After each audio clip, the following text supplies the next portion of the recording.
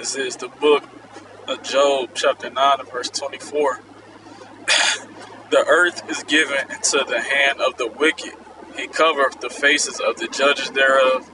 If not, where and who is he? I want to start off by giving all praises, honor, and glory unto the Heavenly Father and His only begotten Son, Yahweh, Bahasham, Yahweh Shai, Bahasham, Recha, Kodash, and double honor to my teachers, the head apostles and elders of Great Millstone, who rule and teach well, who I learned this truth from, and peace and salutations to the elect. This is your brother Aishiar from the GMS Cleveland Church, back with another lesson, and Lord willing, it is edifying to one of the Lord's elect. And this video had popped up on my algorithm. Well, yeah, it was a while ago, but I subscribed to it. It's called Stealing Strategy. And this guy, he goes into explaining a lot of things that's going on, pretty much geopolitics and world news. But he did this video a couple days ago. It says how America is destroying the world, and this guy is a professor, Jing Qing, you know, and which looks to be a Moabite. Okay, he's exposing how America is ruling the world improperly and inadequately, and the only ones that are pretty much benefiting, okay, from America ruling are the 1%, which the 1% would consist of the international banking families, man. Okay, through America, the international banking families control the whole entire planet Earth, man. Okay, which America is also known as the ancient Roman Empire. Okay, everybody compares it to ancient Rome. Okay, how it handles business as far as like its democracy. Okay, and it mirrors ancient Rome. When you read Revelation the 13th chapter, okay, it says that we shall make an image to the beast, okay, whose deadly wound was healed. What does it mean by deadly wound was healed? Because the Romans were taken down, okay, well, the Lord stopped their rulership, okay, and Rome, you had two parts of Rome. You had Eastern Rome, which later turned into the Byzantine Empire, and the capital would be Constantinople, which was named after Constantine the Great. And then you had the Western Roman Empire, which Esau, okay, had ruled up into Nerva, okay, who Nerva was an Israelite, okay, but nevertheless, Esau, okay, his deadly wound was healed coming back through Spain, which Spain brought about the doctrine of discovery, which led them taking over America, okay, specifically North America, because that's the focal point of prophecy. And through the doctrine of discovery, through Daniel 7, when it talks about the three horns, okay, and out of them rose up a little one. The three horns representing Spain first, through the doctrine of discovery. Then you had the French, okay, who came over to the so-called Americas, okay, and then you had the British, okay, they came over to the so-called Americas and ruled with the North American Indian, which is the tribe of Gad, okay, and they put Gad on reservations, okay, the North American Indian, and pretty much America, the United States of America was established, man, okay, and it was bought and paid for by the Federal Reserve, okay, in 1913. So the Federal Reserve is draining America dry, and you're about to see how that's destroying the world, man. Okay, and sorry for my rant. Okay, just a lie I had to get out. So we're gonna play this video from the start. Check it out. So let's do a PPT, and I'll explain to you how America is destroying the world. Okay. Sorry about this. So I actually need to go back again. Okay, death by meritocracy. All right. So let's go. Okay. So if you let's look up what meritocracy is, because I didn't look that up. Okay. So he said death by meritocracy.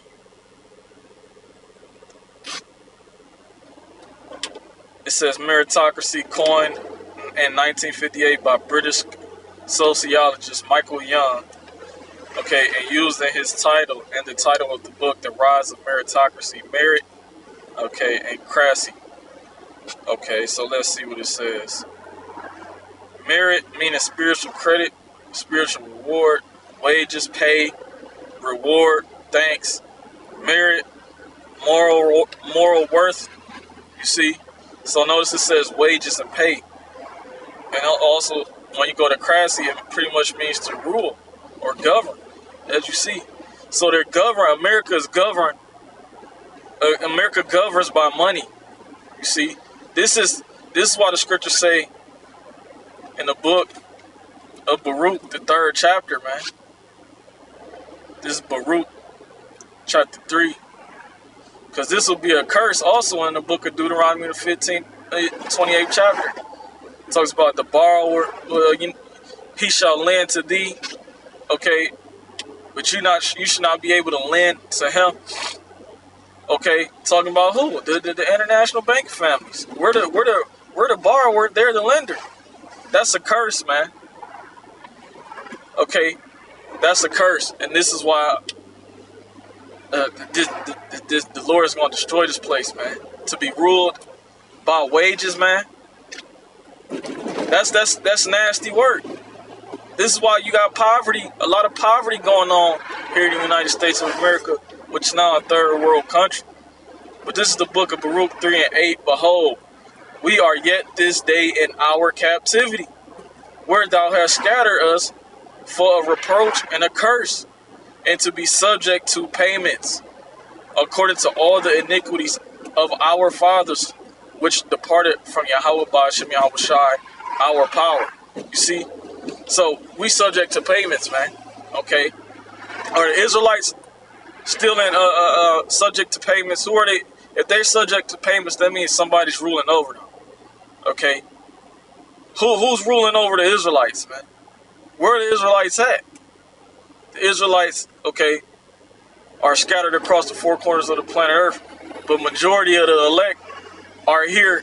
Okay, speaking of the 144,000, and that 1/3 that's being spoken about in the book of Zechariah, that's talking about here in the United States of America. You see, we're subject to payments, man. Okay, you can go to some areas where the Israelites are, okay, and they're not really subject to payments like the Israelites in North America, Babylon the Great are. You know, people, you know, if you look up, you know, cost of living in different countries, speaking of, let's say West Coast of Africa, sometimes they say you pay rent for the year. You pay it one time, and it's not even that much. Or you might pay a light bill every now and then, man, or whatever it may be. See, here in America, United States, okay, Babylon the Great, you have something called capitalism, which means they got to monetize everything that's being sold here, everything that's usable here. They have to monetize off of it. They have to gain capital, okay? They have to gain capital, which is gain, okay? See, this is why the earth was given into the hand of the wicked, okay? Esau, Edom, the so-called white man, is the wicked.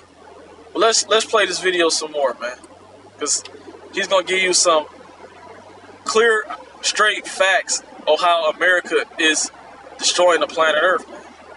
From this, and that's physically, spiritually, and monetarily, man. Graph. What you can see is this. In the year 1875, the best universities in the world were actually not in America. They were in Germany. Germany was producing the most Nobel Prize winners. Second was France, followed by the UK, okay? And America was non-existent. But because of its investments in research universities, it started to move up and up. And then it won World War II, so now it can import all these German scientists. And that's why it dominates today. So the best universities in the world are now America, Harvard, Yale, and Princeton. Okay? Now, as universities get better and better, they're letting more students, okay? Professor Dong is setting the stage by showing how American universities, fueled by post-World War II talent, rose to global dominance. This expansion of education, however, will be shown to have paradoxical effects on society. And as you can see, more and more American students are now going to college. Before, in 1940, it was only about 5% of all males who went to university. Today, it's almost it's 35%. Okay, that's a huge step. And you would think that with the increase in college graduates, America will become a much more equal society, right? Well, the opposite has happened. Okay? America has become a much more unequal society. There's something called the Gini coefficient, which measures inequality. And as you can see, these past 20 years, it's gone way up. It's among the highest in the world. In America right now, it's one of the most unequal societies in the world, even though over a third of its young people go and graduate from college. Showing you that college is a fucking scam. You see?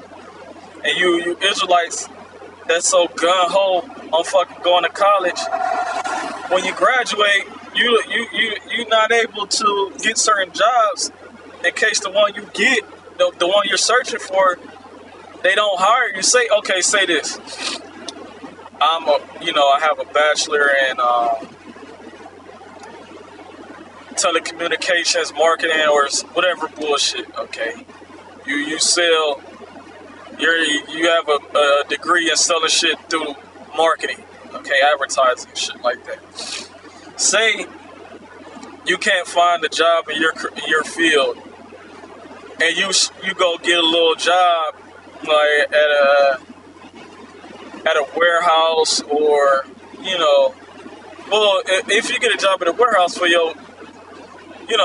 nevertheless, if you can't find a job in your field, right? You have to resort to doing what? Working these bullshit jobs that have nothing to do with your job. And guess what they're going to tell you? You're either overqualified. Sometimes you're overqualified. Okay, majority of the times you're overqualified. All right, and then say you do get the job. It's not the job you wanted, and it's not the job you went to school for to get a certain pay rate or salary for, man. You went from making 80. You were chasing six figures. Now you got to settle for mid 10,000s. Okay, low 10,000s, mid 10,000s, man. You see, school was a finesse. Okay, let's keep going. This is a graph of social mobility. Okay, so the graph, the top. This number shows you if the number of people who are doing better than parents. As you can see, in the year 1940, most people are doing better than parents. But over time, no one's doing better than their parents. Okay? So your generation, you will not do better than your parents. Most of you. Okay? Income inequality has gone way up in the United States. The top 1% control most of the wealth in the United States, as you can see from this map. Okay? So even though America has become wealthier, it's actually going to just the 1%. Yeah, the 1% of America, right, who pretty much monopolized and capitalized off of America. You had the guy, John D. Rockefeller, look him up. Andrew Carnegie, okay, plenty other philosophical beings, okay, meaning Edomites, man. These are the people who took over the United States of America and also funded the Federal Reserve, man. You see? So let's keep going. These are the people that's ruling the entire planet Earth, man. And these are just the ones, I didn't even mention the Rockefellers, you see. Because all these Andrew Carnegie, Rothschild, all these guys have nothing, they're nothing compared to the Rockefellers, man. These are the international banking families, okay? The top international banking families. And what they're going to do is drive you to the brink of total, complete, what's the word? When you lose everything, they're going to break you down so bad mentally because of your economic, financial situation, to the point where the only solution to your issue is going to be a MOTB, right? the mark of the beast, which is a subdermal implantable device. And what they're going to do, okay, when they see you completely broken down, about to have a breakdown, they're going to come in and say, look, I got this. You know, if you take this, it comes with $2,000 each month, all right? So you're never going to be behind on bills. You're never going to starve, you see? And a lot of people are going to take it. Okay, a lot of people are going to take it because they don't know what life is, man. They don't know what life is. They think being oppressed is life. You see, this isn't life, man. Just throw that out there. But I'm gonna stop ranting. At the same time, universities are becoming much more expensive. Okay, so and this is leading to student debt. You can see how student loans has gone way up. So in America, student debt is the only type of debt that you can never ever get rid of. You can't declare bankruptcy. This debt cannot be gotten rid of. Okay, when you die, it passes on to your children. Okay, so this is terrible. So all you people, Israelites, especially you women, that's so gun-ho on going to college. Hey, when you don't pay that debt off, guess what? That goes to your children, man. And we know you Israelite women, starting with the so-called black women, you got a lot of children to take care of. So you go to school chasing this dream of making these 6 figures. When you don't make that 6 figures, you know, because you got to pay off your student loan debt, guess what? That's giving it to your children. So if you don't achieve your goals, Eve, guess what? You put your kids in the worst situation. Situation for young people in America. This is actually more stark graph where tuition has gone way up, but wages have stayed pretty stagnant. Okay. And it's leading to depression among teenagers. Okay. And also, the thing about this graph is the middle class and working students are much more likely to be depressed and identify as depressed than poor students. So let's go back a little bit, because I got a precept for this, right? Because he spoke about depression, and that's a serious thing when you live here in the United States of America, Babylon the Great. Okay, you know, because this system was built upon heavy oppression through debt. You see, once you sign a birth certificate, okay, once you sign any of these contracts here in the United States of America, you're legally binding yourself to a debt, okay, a debt contract, and you're never going to be able to get out of that contract, man. Okay, Esau knows that. Okay, he controls what goes on in the society. You see, so he spoke about depression, and that's, like he said, it's a serious thing here in the United States of America. You know, because people, when they resort to depression, they start thinking about their financial situations. They break. Meaning what? Their mind has completely altered to the point where they become radicalized and trying to get gain, and will do anything to get it. You see, this is why you got a lot of women resorting to prostitution. You got a lot of Jake out here, okay, resorting to being in the streets. You see, people are going to do whatever they got to do to survive, man. Okay, Esau knows that, and he plays on that. This is why Scripture also says, my sheep are led as a flock to the slaughter. Meaning he's lining people up to get that MOTB, because it's going to come as a solution to your problems, man. All right? It reminds me of that show Lazarus on Netflix. The creator, he was the creator of Samurai Champloo and Cowboy Bebop. But, you know, during the time of it was a pandemic going on, you know, this doctor came out with this solution. It was a tablet that you digest, and it, you know, it puts you in a state of if I could say, what is it, euphoria? Let me look that word up. Okay, meaning you know, once you took that tablet that has to be digested, your problems went away. And that's the same way Esau Edom is going to use that MOTB. You see, this is what euphoria means. It means 1727, a physician's term for a condition of feeling healthy and comfortable, especially when sick. Right. Especially when sick, man. Sick what? Okay. But fucking mentally, man. You know, these people are in a deep slumber, man. It says power of enduring easily, bearing well, to carry, right? Effective operation of a medicine on a patient. You see? So on the show, they were in a state of euphoria when they took that MOT, not that when they took that tablet, man. But nevertheless, you know, people are gonna come to this. You know, they're gonna willingly take this thing because it's gonna get rid of their problems.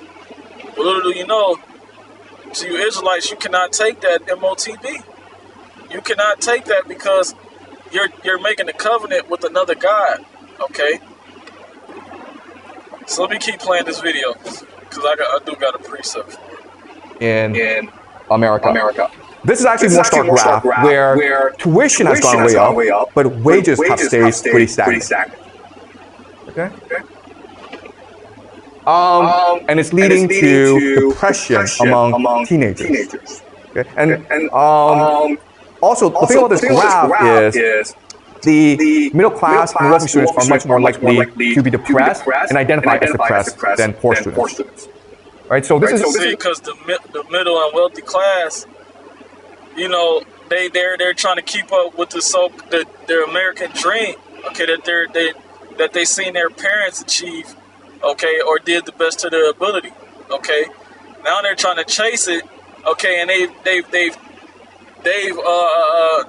built up depression because they haven't been able to achieve their goals at the same age as their parents did. Man, I believe in the early 1900s, families were purchasing houses at around between 20 and 30 years old. Now it takes you up to 40, 50, 60 years old to get a house now. You see? But notice it said the poor, okay, they're not building up depression because they don't give a fuck. You see what I'm saying? The poor, you know, they're pretty much, they've lost hope, man. See, this place makes you lose hope, man. And this is why Yahweh Bashim Yahushua told us what, man? In the book of Zechariah, chapter 12. Wait. No, it's 9 and 12. This is the book of Zechariah 9 and 12. Turn ye to the stronghold, ye prisoners of hope. Even today do I declare that I will render double unto you, unto thee. So the Lord told us to turn you to the stronghold, meaning look back to Yahweh Ba'ashim Yahushua, man. Okay? Look back to the Comforter. Okay? Because we're prisoners of hope. There's no way of getting out of this situation that we're in, because ultimately the Lord got us in this predicament. Okay? The Lord put us in this predicament because we disobeyed Him. Okay? See, some brothers did go graduate from, college. Some got degrees. Some brothers tried to get it. Some brothers didn't even try. But guess what? We're not depressed about that shit, man. Okay? Because we know that we're to use the world, not abuse it. See, we don't get too involved with certain shit, man. Alright, if it doesn't work out, it's all the will of the Lord. Okay? He has something better in store for you. And that's what people don't understand. They don't believe anything else is in store. You see? They believe this is it. They were made to do one thing, and if they don't achieve it, their life is through. This is why you're going to see a lot of people deleting themselves in the times to come, man. All right? So let's keep playing. I didn't get too far in this video. This is leading to a crisis in America. So why what has happened? The professor is connecting the dots. Rising inequality, stagnant mobility, and crippling student debt aren't just economic issues. He's arguing they're creating a deep psychological crisis, especially for the young. Well, you have two individuals who create the meritocracy. The first is named James B. Conant. He was president of Harvard for a couple of decades, and he was the person who ran the SAT in order to identify scholarship students. And he made Harvard into the best research university in America. Okay? And he was determined to make Harvard into the best university in the world, as well as an institution of power in America, meaning that we now decide who wins and who loses in America. The man who would help him is named Harry Chauncey. He was dean of Harvard, who was in charge of the scholarship program. Then he got a new job at a new organization called ETS. You know ETS because it's Education Testing Services. They're the ones responsible for the SAT, the TOEFL, the AP, the GRE. Okay? So these two together create the modern meritocracy. And as you can imagine, because they're both from Harvard, the entire system is set up to benefit Harvard. Okay? And guess what, guys? It worked. Okay? So in the year 1940, 90% of applicants to Harvard got accepted. Now it's gone way down to 5%. Okay? Stanford is even lower. Okay? So now it's so hard to get to Harvard. At the same time, look at the cash of Harvard, okay? This is called the endowment. The amount of money they have at Harvard is just ridiculous. They have more money than most countries in the world. Right now their endowment is about 40. They have more money than countries in the world, man. That is fucking wild, man. And this is why the scriptures say, go to now, ye rich men, weep and howl, for your misery shall come upon you, man. You heaping up all the money, right? Just to see the world collapse, man. You hoarding all this money in, coming up with these inventions and these ideas, which they're not meant to change the world for the benefit, but to destroy it. And this is what you're using the money to do, man. See, this man, Yahweh Ba'ashem Yahushua is going to come back to destroy you Edomites, man. Okay? That's just, see, when the Israelites, okay, they elect 144,000, you know, when Yahushua comes back, and Michael, okay, and they put King, you know, Yahushua sets King David upon the throne, and 144,000 with him. Man, we're gonna, hey, Lord willing, we have that number. The elect are gonna put this place back in order, man. Okay, and the world is gonna, because the world is a living organism, man. See, Esau is not taking care of the earth, man. See, the elect, Yahushua and the elect are gonna take care of the planet Earth, man. All right, and nobody's gonna be in fucking debt. You see what I'm saying? You know, and if you are, you know, it's not going to be extreme fucking taxes upon you. You see what I'm saying? And then you got something called the year of Jubilee, where all debt is wiped clean. Or you got, you know, the year of release, after every 7 years, debt is cleaned off. You see? See, Esau will do certain things like the year of release, right? So you get a credit inquiry. Get a hard inquiry on your credit, you know, and it stays on your shit for 7 years. Yeah, and he'll wipe it off, man. You see? But other than that, the year of Jubilee, you're supposed to go back to your land. He don't do that, man. You see? See, the Israelites are gonna put the earth back into righteousness through these laws, statutes, and commandments. But let's carry on. $1 billion.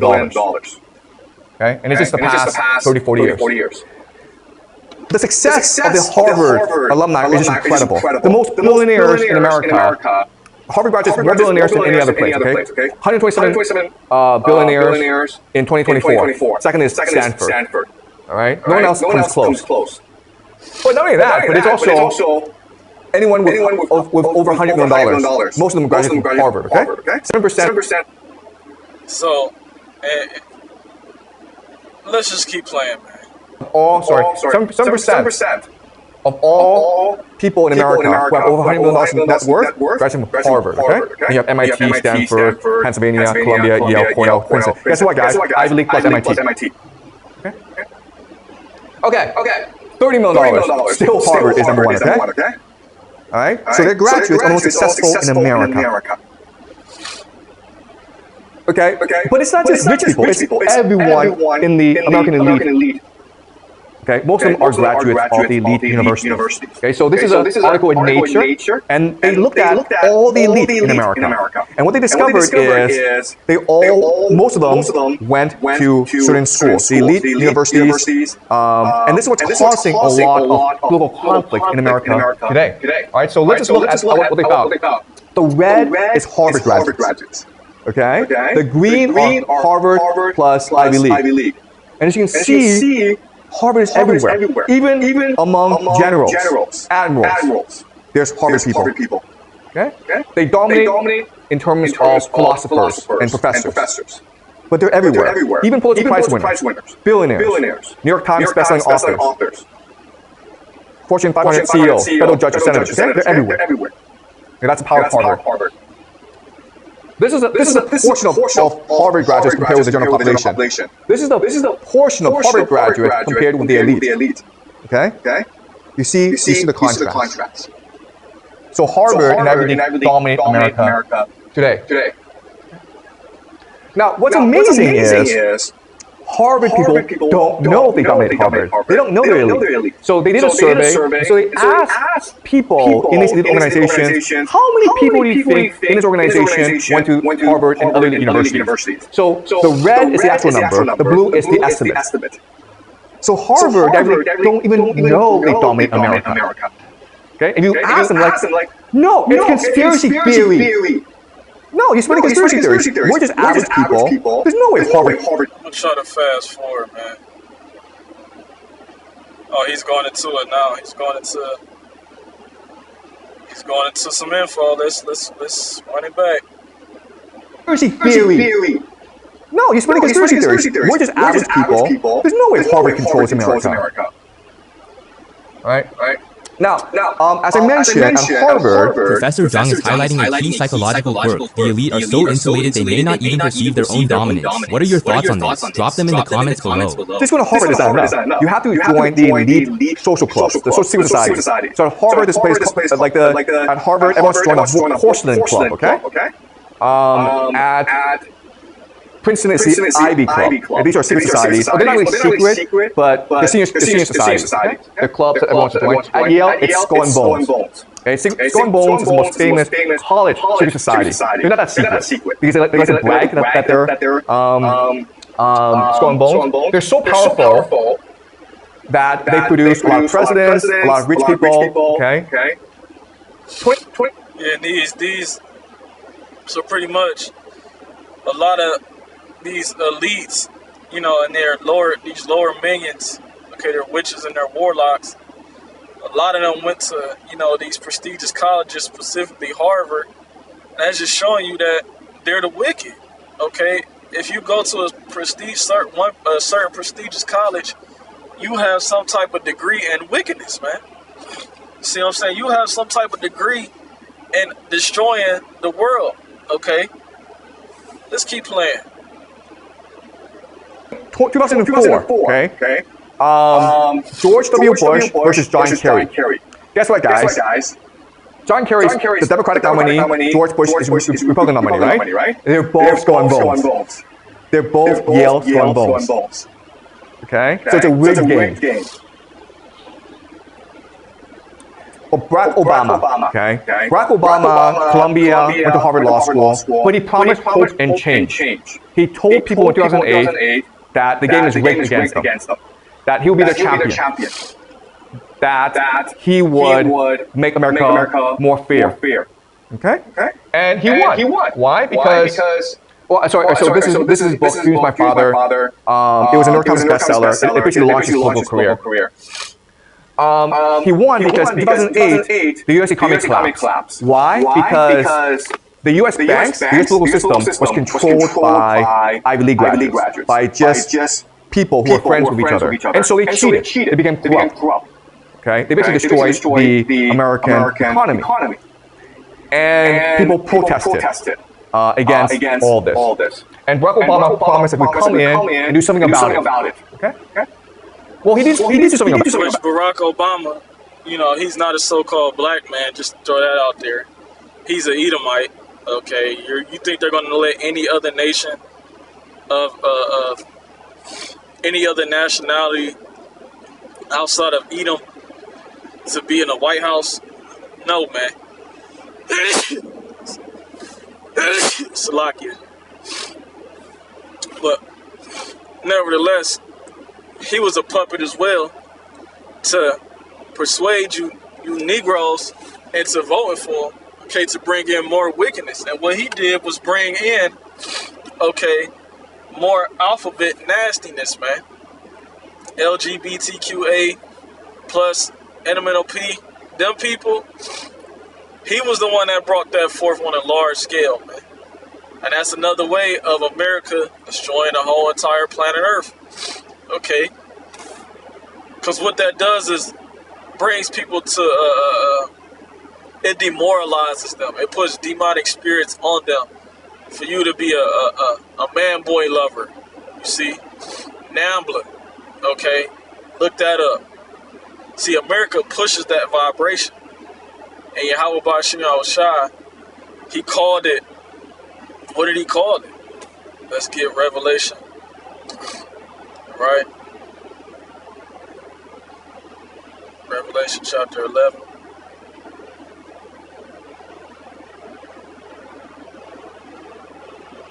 Verse 8.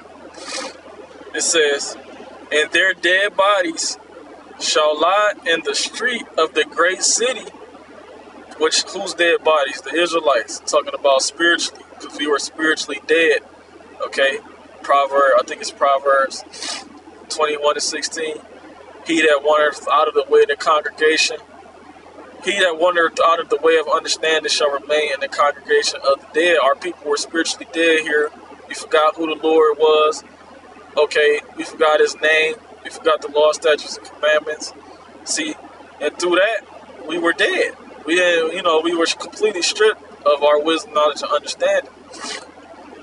It says, "And their dead bodies shall lie in the street of the great city," which spiritually is called Sodom and Egypt, where also our Lord was crucified, right? Sodom represents what? Man on man, woman on woman, dog on bestiality. You see what I'm saying? Adultery, running rampant. See what I'm saying? Man-boy lovers. See, that's what America pushes, man. And that's how you can also destroy a nation through that, man. Okay? Diseases can spread. Okay, all types of shit, man.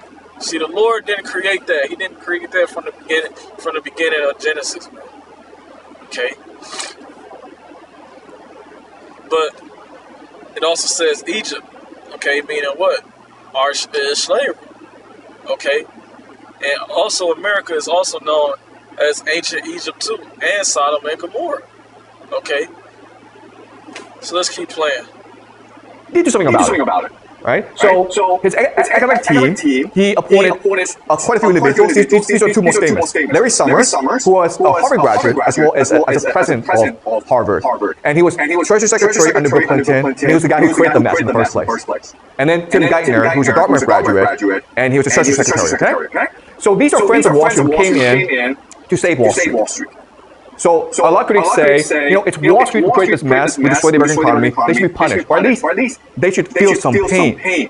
If you just let them go and help them out and save them, then you create a problem called moral hazard. The idea of moral hazard is, if you don't have any consequences for your mistakes, you will do it again.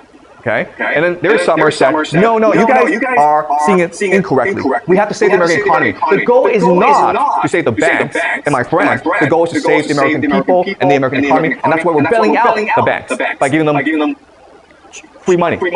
Okay? And then the critics were like, well, how about all these American homeowners who lost their homes? Shouldn't we help them as well? And you know what Larry Summers said?